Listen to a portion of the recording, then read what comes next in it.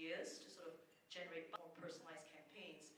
So it's not new use cases per se, but it's how to accelerate existing use cases. And I think going forward, we'll start to see that move more and more from customer-facing use cases also towards internal. How can we sort of optimize forecasting, get better at some of our corporate functions, and so on and so forth. So just a sense of sort of what are use cases that retailers are sort of starting with. Secondly, when they think about the benefits, what's the primary business goal? So the bits in, can't see the color here. The bits in green are probably more around customer retention, top growth, and the bits in blue and gray are much more around operational efficiency, cost reduction, etc., etc. And understandably, usually keeping in mind the sort of focus around operations and cost, that's sort of where some of the retailers would go first, safer, internal facing. But at the same time, I think there's also recognition that some of these use cases could also help top-line growth and help sort of create a deeper customer engagement to help with retention. So just a couple of interesting factoids to share as a start.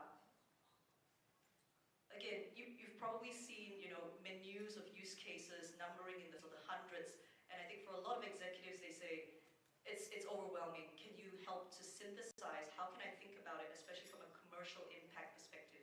And we usually think about it or frame it in three buckets. One, engage with our customers more deeply than what I'm doing today. So a lot of this is very familiar themes to retail, right? Personalization, new experiences, but how operating more efficiently, productivity gains, how can I make my people better at what they're doing, save time on sort of the repetitive tasks and services, but focus on the really value-added areas, how can I leverage AI-powered assistance to help my teams deepen with customers. And lastly, how do I create very resilient business models? How can I use AI to defend against insurgents that are sort of coming and creeping into my business? And maybe, I've talked a lot, so maybe to illustrate an example of number one, we did a deployment of a chatbot together with Carrefour in Europe. And this, I just also wanted to emphasize what you're seeing is something that was developed in a very, very short period of time, a proof of concept in a production environment in a matter of 6 weeks. So let's hope this. I'm Melanie Vassal, so I lead the egg on Carrefour website, and I'm going to present you a short demonstration of what we have done on it. We used GPT-4 technology integrated on the Carrefour website, and then we the power to get all the products linked to the recipe or culinary inspiration. Hello. I have tomatoes cream left in my fridge. What can I do with it?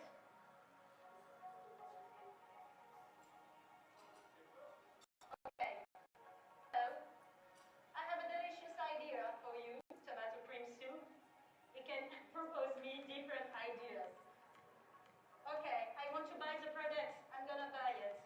And then, you have the product linked on the Carrefour website. You can add to baskets, and then you can find all the products. I go on in the classical way.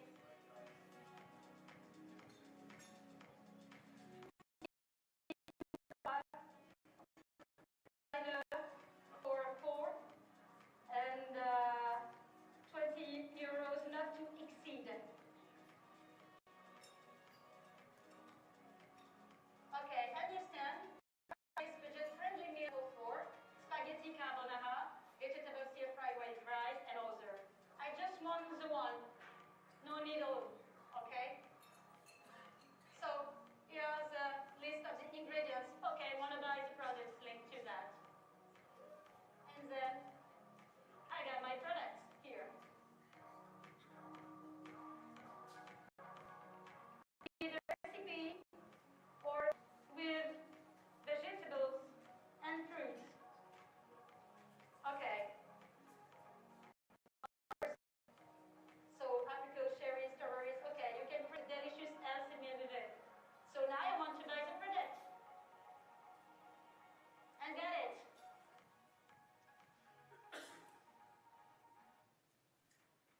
And actually, when I saw of the demonstration, there were also options where I've got the menu, but I'm like, oh, I don't eat beef, or I'm vegetarian, and you know, respond to the chatbot, and it would very cleverly then suggest, okay, here are some vegetarian-friendly options, so forth. It just makes the customer experience that much more seamless. And outside of the supermarket realm, we've also seen it with mass merchandise, referencing to internal data. It's also scraping the web. So an example of a mass merchandiser, there was a query around a kitchen cabinet. You know, what's the assembly that's required for this kitchen cabinet? And if it was a human agent, they would just look at the back of the box. And by the way, it takes some time to look at the back of the box to say, oh, no assembly required.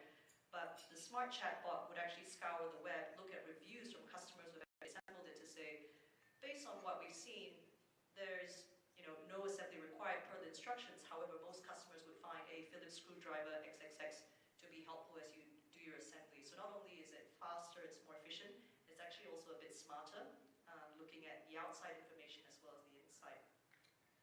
So just a flavor of sort of some of the use cases that we're seeing being deployed right here, right now. So this is not something sort of imaginative.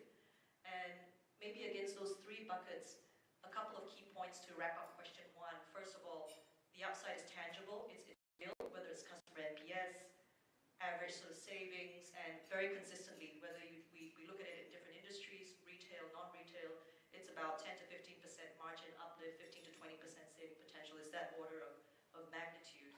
The other interesting thing is number two, to develop a proof of concept that's productized, that's ready to go to the customer. And number three, interestingly, as we think about the ROI aspect of it, is cost. The cost is coming rapidly. Everyone that we speak to, especially our partners at OpenAI, are saying, you know, and again, I'm talking technical jargon here, but GPT-3 technology, when it first came out, was $10 per 1 million token. It's now 10 cents per 1 million token. The technology of GPT-4 is half the cost of what it was when it's launched, and it was not launched that long ago. So the cost is going to come down rapidly, and so it's going to be even more easy, efficient to sort of use. It's not the same as cloud infrastructure that we're seeing. Okay, very compelling. So, get started. Again, maybe a little bit of data, a survey of some, let's say 500 or so executives, and we said, you know, do you think it's going to be disruptive, number one, and number two, is there an advantage to being an early mover? And an overwhelming majority, first of all, says yes, it's going to be disruptive. It's going to change how we engage with customers, it's going to change our cost structure, and it's going to up how we think about product differentiation. And almost people who make an early move now, and we see a lot of that with the global retailers, will have a sustained advantage that will not level off. So this is sort of coming from the top in terms of executive sentiment. We're consultants, so we need a framework.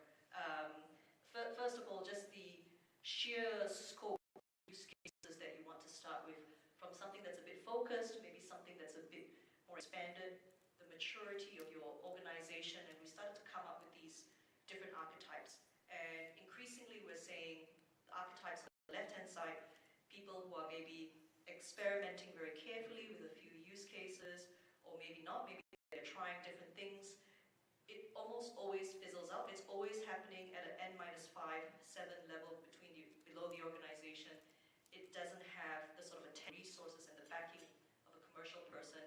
It's stuck in the digital, stuck in the IT team. Almost always those will be interesting, cute, almost experiments, but never really scale to sort of a meaningful level. And what we're seeing more and more is organizations need to move to the right-hand side and either be a fast follower or start to become more visionary and ambitious with how they want to do it in practical terms. I think it really means being very clear around, well, number one, it needs to be on the CEO agenda. It's not just the remit of the CTO or the sort of IT team. It's a commercial business sort of top 3 agenda. Number two, what's the ambition around AI? And being very clear around that, and which use cases are really going to be game changers for retailers is key. Resources behind it, not only to upskill the organization and get the right infrastructure in, but then to really get the commercial leaders behind it is sort of the success factors. The other way You don't have to go all the way to the end to a big bang. You can slowly build up to it, thinking about them as stepping stones. So, for example, here for personalization at scale, first you start content creation. You slowly develop that and make that more dynamic as you go forward. Almost the segment of one. You automate it, experiment, and start to do it at scale across hundreds or thousands of stores, and you sort of institutionalize it in 2 to 3 years. So you can think about the initial use cases as the foundational stepping stone, and slowly building up something that's sort of meaningful and at scale. And then lastly, how do I mobilize the organization around Gen AI? And there's a lot of components around this. So maybe I'll touch on a few. Transformation playbook of any transformation is all about how do we prioritize, how do we execute, how do we get the right decisions made, how do we manage the change and the risk that's oncoming. Gen AI transformation, it is skewed much more, or the winning factors are skewed much more to having the right tech, data, and the right expertise and talent. These are the elements which will really differentiate retailers who are successful with a Gen AI transformation with those that are not. So I'll briefly touch on these two. There's the evergreen question of build versus buy. I've heard so many clients say, can I not just wait for Microsoft to release the next version of Copilot or the next version of XYZ that they're going to use? Or can I not just leverage one of the many consumer apps that are coming up right now? Sure, if it's something that's, you want to do speed, it's pretty simple, and you could always buy. And I think when it comes much more to, there are some privacy questions, or it's a use case where you see, this is going to differentiate, that's much more maybe of a build question. And again, you don't need to do it alone. You can partner with one of the major players who are doing it right now. And this mix will evolve. Maybe you start with a buy, and then slowly over time you will build as you become more sophisticated and move towards the archetypes that we spoke about earlier. On the sort of people side, naturally a lot of the teams that we're talking to are worried about their jobs. Is Gen AI going to replace my jobs? And one way to think about it is, look, Gen AI is going to automate a lot of the repetitive tasks and routine that, actually it's great, people don't have to sort of do a lot of these things. The second aspect is it's going to augment a lot of the jobs that we're doing, especially when you think about image production, management. I've had the chance to experiment with Midjourney and DALL-E, and with the right prompts, it is really amazing what it can come up with. So there's some jobs that are just going to be augmented. And then there's an element of job creation. We need some AI solution designers, we need AI researchers, and so on and so forth. So how I position it is less about jobs, but more about tasks. Certain tasks will go away, AI can manage it, but there are then some areas where our teams will still need to do, as in the world of retail, and how we can upskill them and sort of value-add tasks if AI can help to cover some of these more repetitive aspects. Got a minute left, so I'm bang on time. We're going to take from my very, very short presentation on AI today, I wanted to leave 5 messages with you. The time is now. Please don't wait. Waiting comes at a cost. And second, this is not a tech digital agenda. This is a top 3. It should be a top 3 CEO commercial agenda. The adoption needs to be business-led. Rather than overthink or strategize, we would advocate for a multi-speech approach. You can have a vision and ambition for how you want to do it, but at the same time, start experimenting and learning how to scale up, valuable use cases at the same time. And 4, it's not just technology. Yes, Gen AI is a technology, but it's also about how do we create the right team around it? How do we create governance? A lot of our clients that we're talking to are very worried about the ways of working. I can't even get my teams to use CRM, for example. How can I get them to use some sort of technology? So there's a lot around the adoption of Gen AI in retail. And also buy versus build versus partner. There's no one-size-fits-all answer. I think the key is just to get started, learn, and sort of iterate from then on. So that was it.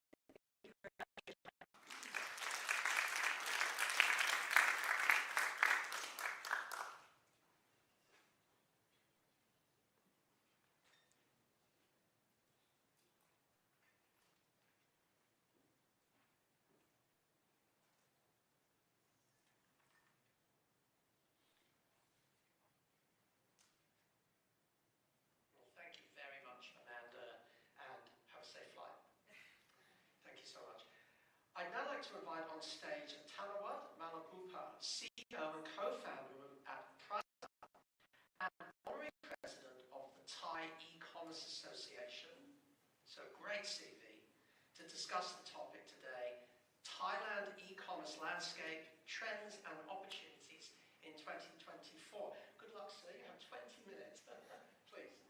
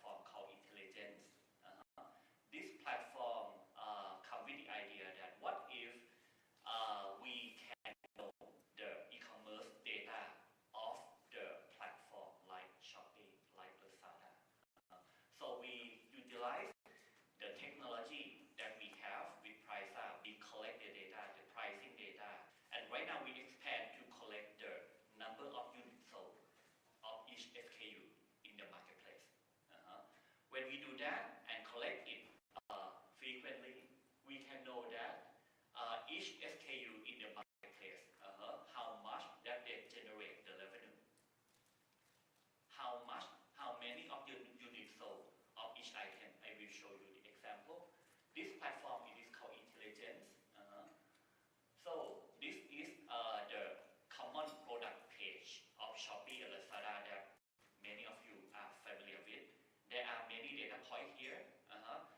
In the past, only some data point, but right now we collect more of this data point.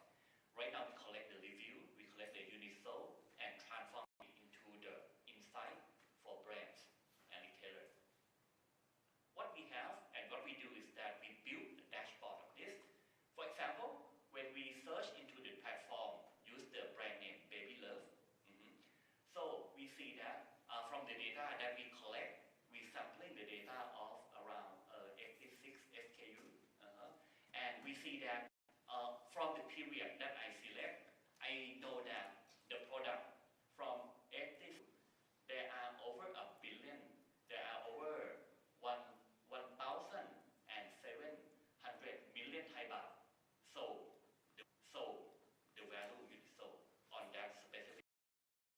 I can dig down and break down into the market share between Shopping and Lazada, the two big horizontal marketplaces in Thailand.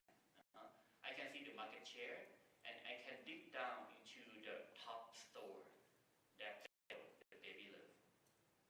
You know that on the marketplace there are two major types of seller. The first one is the official mall. The second one is the retailer. You can see that the first two stores that sell the Baby Love from the official brand itself. The third one is from the retailer, that is Lotus online on the marketplace.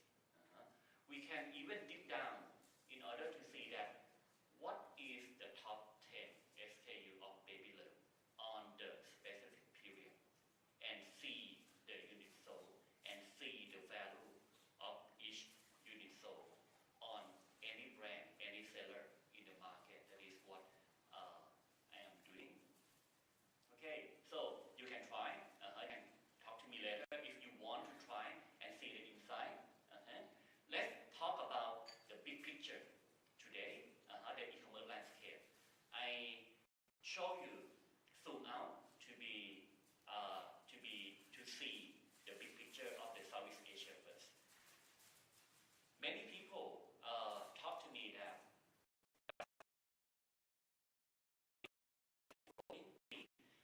on the research and what I see on the data that I collect, I still see the uptrend, even with the lower growth.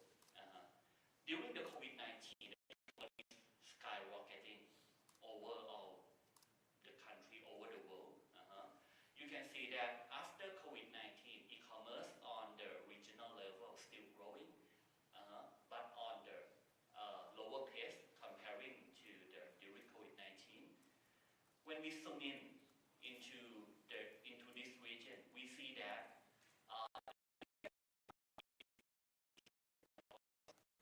they have the biggest population in Southeast Asia, but Thailand, you can see that Thailand is the second biggest e-commerce market.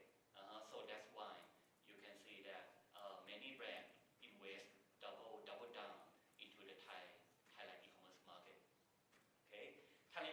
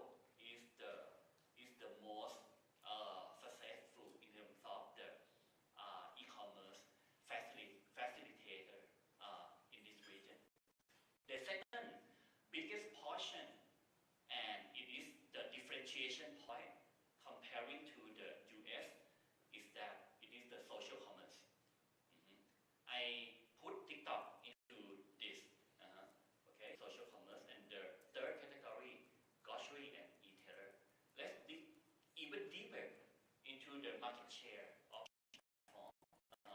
What I see is that Shopee is considered in this region, and Lazada coming in the second and go. TikTok coming in around third or second. Quite Tokopedia in Indonesia, and TikTok market share of around 9%. Please note that this data is not only for Thailand market; it is at the regional Southeast Asia level. Okay, let's go down into the 3 year. So you can see the evolution of each platform. You can see that TikTok is very successful in terms of the market penetration. They're trying to grab the market share from the incumbent. What I mean incumbent is Shopee and Lazada. And growing so fast with the idea of the shop attainment. I will show you how that they do. When we go even deeper into each platform, Shopee, Lazada, and TikTok, what I see is that there is the key difference in terms of the consumer shopping behavior on each platform. You can see that on Lazada, most of the GMV, around 40%, is the consumer appliance, electronics. But when we see TikTok, around 70 to 80% is more on health and beauty. When you look at the shopping, it's more like very horizontal. They cover most of the product category in the market. That is what I see from this data. So it is important when as a retailer or as a brand, you can utilize this to plan the strategy investment that you invest in each marketplace. Okay, so this doesn't cover other vertical marketplace like Knock Knock, right? Knock Knock focus on the home and living. That for sure. If I have the data, I will see that most of the GMV of Knock Knock will go on home and living, right? Okay, so when I am in this market for many years, the good thing is that I see the evolution. So I call this what happened right now is the convergence of platforms. In the past, what I see is that in the past, each platform is helping each other, right? TikTok, in the past, TikTok allowed seller to put the Shopee link, content creator to put the Lazada link to get affiliate, right?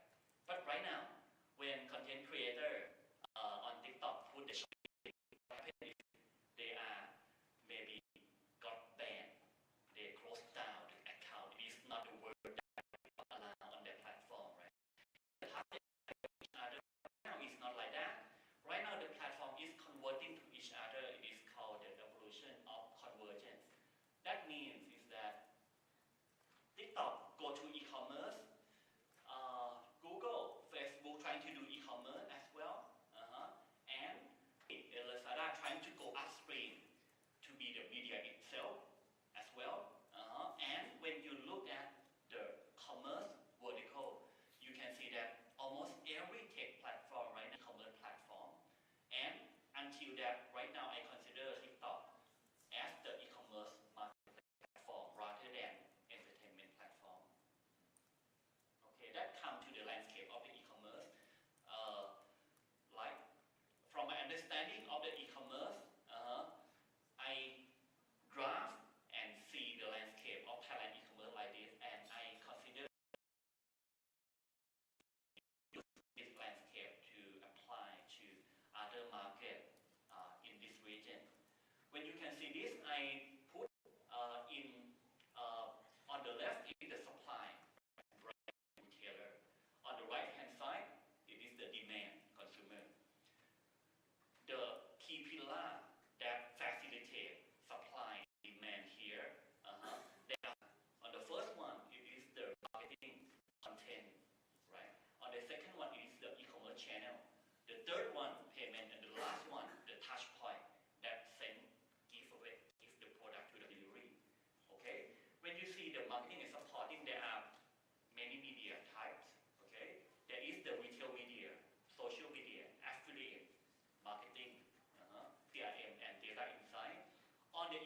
channel nowadays, I consider that right now the e-commerce channel for brand and retail in the market, there are 5 major ones.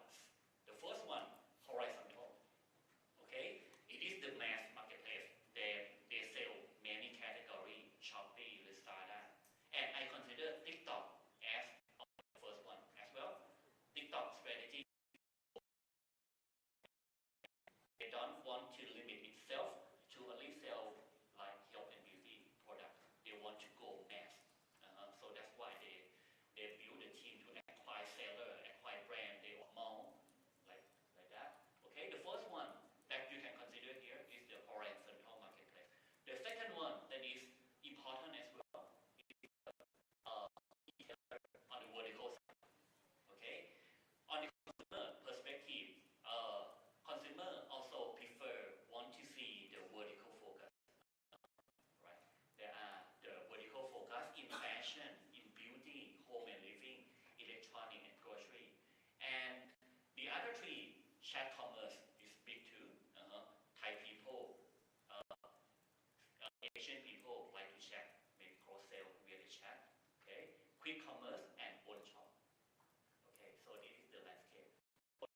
Go next to see some of the insight that I think the way that landscape happened is that this data conducted to Thai consumer, and what we found is that 1% of Thai consumer admit that they bought product that they got from influencer. That's why influencer is playing a very important role in the market. And the category that the first one is beauty products, right? The second biggest one is fashion and shoe. Okay. Together with the importance of the influencer, I want to highlight the importance of the live shopping or the live commerce that happened in China before us. In China, there is many of the superstar live king or live queen. But right now, live commerce is happening. The key driver here is from TikTok that's trying to have many functionality to drive the emergence of the live commerce. Okay, and there are the emergence of live superstar here.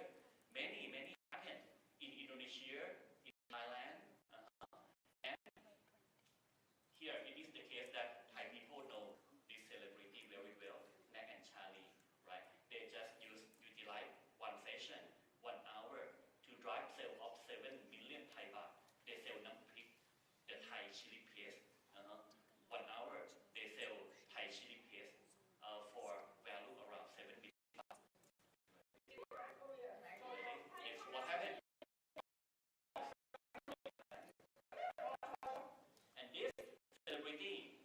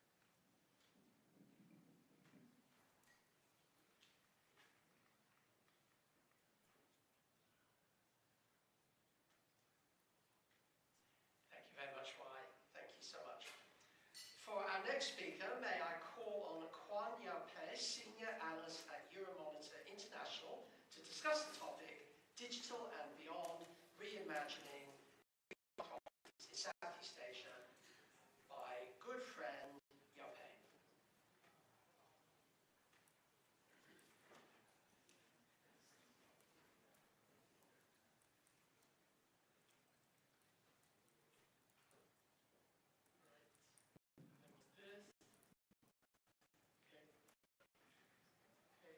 Thanks, Simon, for the warm welcome, and good afternoon, everyone.